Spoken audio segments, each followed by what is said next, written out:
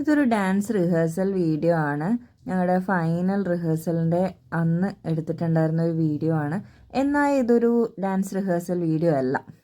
ഞാൻ അങ്ങനെയുള്ള രീതിയിലല്ല ഇത് പോസ്റ്റ് ചെയ്യുന്നത്. എൻ്റെ കുറേ ആ ഒരു ഡാൻസ് ക്ലാസ്സുമായിട്ട് ബന്ധപ്പെട്ട മെമ്മറീസ് ഇൻക്ലൂഡ് ചെയ്തിട്ട് ഉള്ളൊരു വീഡിയോ ആണ്. നമ്മൾ ഗുരുവായൂർ അരങ്ങേറ്റത്തിന് പോകുന്ന ടൈമിൽ വീഡിയോ എടുക്കണം എന്നൊക്കെ എനിക്കുണ്ടായിരുന്നു. അതിന് മുമ്പേ ഉള്ള ഞങ്ങളുടെ ഈ പ്രാക്ടീസിൻ്റെ ടൈമിലും കുറേ മെമ്മറീസൊക്കെ വീഡിയോ എടുക്കണം എന്നുണ്ടായിരുന്നു. പക്ഷെ അതൊന്നും ആസ്വദിക്കുന്നതിൻ്റെ ഇടയ്ക്ക് വീഡിയോ എടുക്കാൻ എനിക്ക് ഓർമ്മയുണ്ടായിരുന്നില്ല എന്നല്ല, നമ്മളതൊരു വീഡിയോ ഷൂട്ടിംഗ് പേർപ്പസ് ആയിട്ട് നമ്മൾ ചെയ്യുന്ന സമയത്ത് നമ്മുടെ യാത്രയാണെങ്കിലും ആ ഒരു റിഹേഴ്സൽ ടൈം ആണെങ്കിലും ഒന്നും എൻജോയ് ചെയ്യാൻ പറ്റില്ല. അതുകൊണ്ട് ഞാൻ പർപ്പസ്ഫുള്ളി എടുത്തില്ല എന്ന് തന്നെ വേണമെങ്കിൽ പറയാം. പക്ഷേ ഞാൻ ഓർത്തു, ഇങ്ങനെ ഫ്യൂച്ചറിൽ ഓർമ്മിക്കാൻ വേണ്ടിയിട്ട് വെറുതെ യൂട്യൂബിലൊരു വീഡിയോ ഇട്ട് വെക്കണ്ടേ എൻ്റെ ഓർമ്മകളൊക്കെ.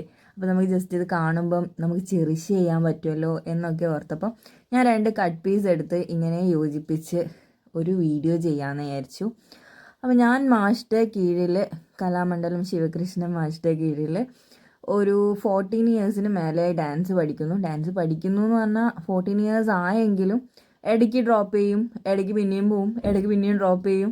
അങ്ങനെ ഞാൻ ഇടയ്ക്കിടയ്ക്ക് ഡ്രോപ്പ് ചെയ്യും. ഞാനിത് 3-ാമത്തെയോ 4-ാമത്തെയോ മറ്റും അരങ്ങേറ്റം ബാച്ചിൻ്റെ കൂടെ പ്രാക്ടീസ് ചെയ്യുന്നത്. ഓരോ പ്രാവശ്യം പ്രാക്ടീസ് ചെയ്യുമ്പോൾ എന്തെങ്കിലുമൊക്കെ റീസൺ ഉണ്ടായിട്ട് ആ ഒരു ഡാൻസ് കംപ്ലീറ്റ് ചെയ്യില്ല. അതിനിടയിൽ ഞാൻ ഡിഗ്രിക്കൊക്കെ പഠിക്കുന്നൊരു ടൈമിൽ അവിടെ അടുത്തുള്ള ഒരു അമ്പലത്തിൽ ഒരു പ്രോഗ്രാം ഉണ്ടായപ്പം അവരുടെ കൂടെ ഡാൻസ് ചെയ്തിട്ടുണ്ടായിരുന്നു. ഒരു ശിവൻ്റെ ഒക്കെ ഒരു ഡാൻസ് ആയിരുന്നു എന്ന് എനിക്ക് ഓർമ്മയില്ല. കറക്റ്റ് 3 ഡാൻസോ മറ്റും ചെയ്തിട്ടുണ്ടായിരുന്നു. അതിലൊന്ന് ശിവൻ്റെ ഒക്കെ ഒരു ഡാൻസ് ആയിരുന്നു. കറക്റ്റ് എനിക്ക് ഓർമ്മയില്ല, കാരണം എനിക്ക് ഭയങ്കര സ്റ്റേജ് ഫിയർ ആയിരുന്നു ആ ടൈമിലൊക്കെ. അപ്പോൾ എനിക്ക് മാഷിൻ്റെ അടുത്ത് പറഞ്ഞു, നീ നന്നായി കളിച്ചിട്ടുണ്ട്. പക്ഷേ ഇപ്പോഴും എൻ്റെ മനസ്സിൽ ഫുള്ള് ബ്ലാങ്ക് ആണ് സ്റ്റേജൊക്കെ. ഞാൻ എന്താ കളിച്ചതെന്നൊന്നും എനിക്ക് ഓർമ്മയില്ല. അന്ന് എൻ്റെ ഡ്രസ്സ് ഒരു ഓറഞ്ച് കളർ തന്നെയായിരുന്നു. ഇന്നും ഗുരുവായൂർ ഞാൻ ആദ്യമായിട്ട് അരങ്ങേറ്റത്തിന് പോകുന്ന സമയത്ത് എനിക്ക് ഒരു ഓറഞ്ച് കളർ തന്നെയാണ് ഡ്രസ്സ് കിട്ടിയിട്ടുള്ളത്.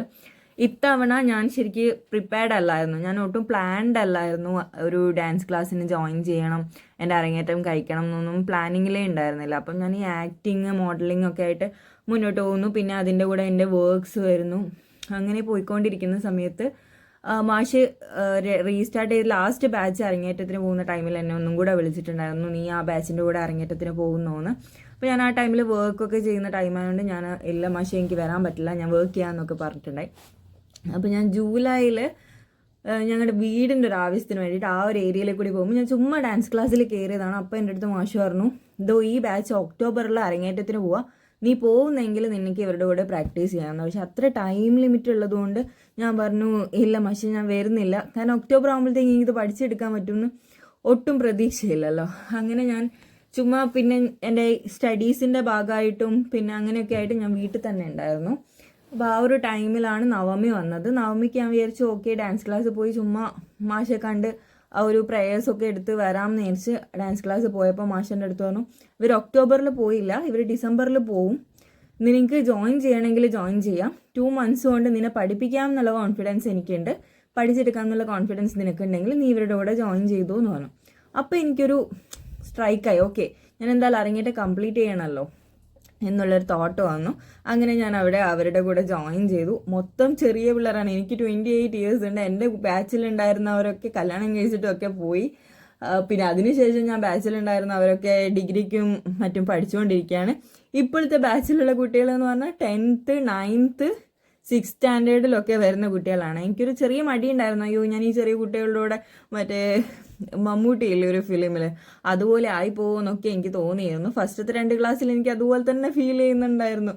ആ മമ്മൂട്ടി തുറുപ്പുകൊലാനിലെ ഡാൻസ് ക്ലാസ് പോകുന്ന ഒരു ഫീലൊക്കെ ഉണ്ടായിരുന്നു. പിന്നെ ഞാൻ ആ കുട്ടികളുമായിട്ടൊക്കെ നല്ല കമ്പനി ആയതിനു ശേഷം എനിക്ക് അവരുടെ കൂടെ മിക്സപ്പ് ആവാൻ പറ്റി. അവരെന്നെ ഒരുപാട് ഹെൽപ്പ് ചെയ്തു. ഡാൻസിന് ഓരോ സ്റ്റെപ്സും അവരെനിക്ക് വീഡിയോ എടുത്തിട്ട് അയച്ചു തരും. ഓരോ ദിവസം രാവിലെ വന്നു കഴിഞ്ഞാൽ അവരെനിക്ക് വേണ്ടിയിട്ട് ട്രെയിൻ ചെയ്യാൻ ടൈം കണ്ടെത്തി. കാരണം അവർ ഓൾമോസ്റ്റ് ഡാൻസൊക്കെ പഠിച്ചു കഴിഞ്ഞിട്ടുണ്ടായിരുന്നു. ഒരൈറ്റം മാത്രം, ഞങ്ങൾക്ക് 4 ഐറ്റം ഉള്ളത്, അതിലൊരു ഐറ്റം മാത്രം അവർ പഠിക്കാനുണ്ടായിരുന്നത്. സോ അവരെന്നെ ഒരുപാട് ഹെൽപ്പ് ചെയ്തു മുന്നോട്ടേക്ക് പോകാൻ വേണ്ടിയിട്ട്. അങ്ങനെ ഞങ്ങളുടെ അരങ്ങേറ്റം ഡേറ്റ്സ് മാറി മാറി മാർച്ചിലായി. അപ്പോൾ മാർച്ചിൽ വന്ന ടൈമിലെന്ന് പറഞ്ഞാൽ അവർക്ക് എക്സാമിൻ്റെ ടൈമൊക്കെ ആയതുകൊണ്ട് അത് പിന്നെയും തള്ളി മാറി. ലാസ്റ്റ് ഈ ജൂലൈ 7th ഞങ്ങളുടെ അരങ്ങേറ്റം വന്നത്. അപ്പം അത്രയും ടൈം കിട്ടി സത്യം പറഞ്ഞാൽ എനിക്ക് പഠിക്കാൻ വേണ്ടിയിട്ട്. കുറേ കാലമായിട്ട് നിർത്തിയത് കൊണ്ട് എനിക്ക് സ്റ്റാമിന കിട്ടുന്നില്ല. എനിക്ക് ആ ഒരു പഴയ മൂഡിൽ ഞാൻ അരമണ്ഡലമൊന്നും വൃത്തിക്ക് ഇരുന്നിട്ടേ ഇല്ല. എനിക്ക് കുറേ പ്രശ്നമുണ്ടായിരുന്നു. പിന്നെ എനിക്ക് ഓൾറെഡി പണ്ട് തൊട്ടേ സ്റ്റേജ് ഫിയർ എന്ന് പറഞ്ഞാൽ ഭയങ്കരമായിട്ടുള്ള ഒരാളാണ്. അപ്പോൾ എനിക്ക് അതിൻ്റെ ടെൻഷനുണ്ട്. ഈശ്വര ഞാൻ ഇനി തെറ്റിക്കോ. പിന്നെ ഒരു ഡാൻസിൽ എന്ന് പറഞ്ഞാൽ എനിക്ക് ആ സ്റ്റെപ്പ് എപ്പോഴും മറന്നു പോകും. അങ്ങനെയൊക്കെ തോട്ട്സിലാണ് ഞാൻ സ്റ്റേജിൽ കയറുന്നത്. പക്ഷെ എന്നെ സംബന്ധിച്ച് ഞാൻ നന്നായി കളിച്ചു. മുഖത്ത് നല്ല അഭിനയം വന്നിട്ടുണ്ടായിരുന്നു ഞാൻ വിശ്വസിക്കുന്നു. നല്ല പ്രോപ്പർ വീഡിയോ കിട്ടിക്കഴിഞ്ഞാൽ മാത്രമേ അത് കറക്റ്റ് മനസ്സിലാവുള്ളൂ. എന്നാൽ ഞാൻ സംതൃപ്തിയാണ്. ഞാൻ പ്രതീക്ഷിച്ചതിനേക്കാൾ ഒരുപാട് മുകളിലേക്ക് എനിക്ക് കളിക്കാൻ പറ്റിയിട്ടുണ്ട്. എൻ്റെ അരമണ്ഡലമൊന്നും പ്രോപ്പർ അല്ല. അതിന് നെക്സ്റ്റ് ഓരോ സ്റ്റേജ് കയറുമ്പോഴും ഞാൻ എൻ്റെ ഓരോ മിസ്റ്റേക്സും തിരുത്തി കൊണ്ടുവരും. അപ്പം ഞാൻ പ്രതീക്ഷിക്കുന്നത് എനിക്ക് നല്ലൊരു കലാകാരിയാവാൻ പറ്റും എന്നാണ്. ഇപ്പം എനിക്കൊരു കോൺഫിഡൻസ് ഉണ്ട്. ഇത്രയും ചെറിയ കുട്ടികളുടെ കൂടെ കളിക്കുമ്പോഴൊക്കെ എനിക്കൊരു ഭയങ്കര പ്രശ്നങ്ങളുണ്ടായിരുന്നു. അയ്യോ ഞാൻ ഈ ചെറിയ കുട്ടികളുടെ ഒപ്പം ഇത് അളച്ചിര പോലെ ഉണ്ടാവും, ആ ഒരു മൂടൊക്കെ ഉണ്ടായിരുന്നു. പക്ഷേങ്കിൽ അതൊക്കെ മാറ്റി നിർത്തി എനിക്ക് നന്നായിട്ട് കളിക്കാൻ പറ്റിയെന്ന് തന്നെയാണ് ഞാൻ വിശ്വസിക്കുന്നത്. മേ ബി പുറത്തുനിന്ന് നോക്കുന്ന ഒരാൾക്ക് അയ്യോ ഇവളെന്താ ഈ കളിച്ചത് എന്നൊക്കെ തോന്നുന്നുണ്ടാവും. പക്ഷേ മൈസെൽഫ് ഞാൻ ഒരുപാട് ഇമ്പ്രൂവ് ആയിട്ടുണ്ട്. ആ സ്റ്റേജിൽ എനിക്ക് ടെൻഷൻ ഉണ്ടായിരുന്നെങ്കിൽ കൂടി സാധാരണത്തെ അത്രയും ടെൻഷൻ ഉണ്ടായിരുന്നില്ല.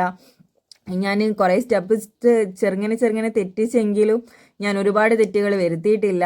സാധാരണ മുഖം ഫുൾ ടെൻസ്ഡ് ആയിട്ട് ഇരിക്കുന്നിടത്തുനിന്ന് എനിക്ക് ഒരുപാട് ഫേഷ്യൽ എക്സ്പ്രഷൻസ് വന്നിട്ടുണ്ടായിരുന്നു.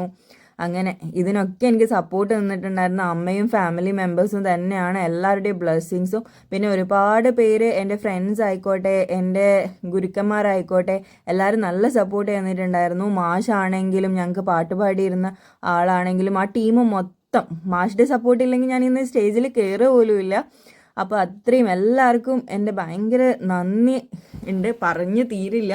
ഒരുപാട് വലിയ ലോങ് വീഡിയോ വേണം എൻ്റെ ഫുൾ കാര്യം പറഞ്ഞു തീർക്കാൻ വേണ്ടിയിട്ട്. എന്നെ സപ്പോർട്ട് ചെയ്ത് എന്നെ അനുഗ്രഹിച്ച് എന്നിൽ വിശ്വാസം അർപ്പിച്ച എല്ലാവർക്കും എൻ്റെ താങ്ക്സ്. അതുപോലെ തന്നെ ഇത് വ്യൂ ചെയ്യുന്ന എല്ലാവർക്കും വളരെ വളരെ നന്ദി. Thank you.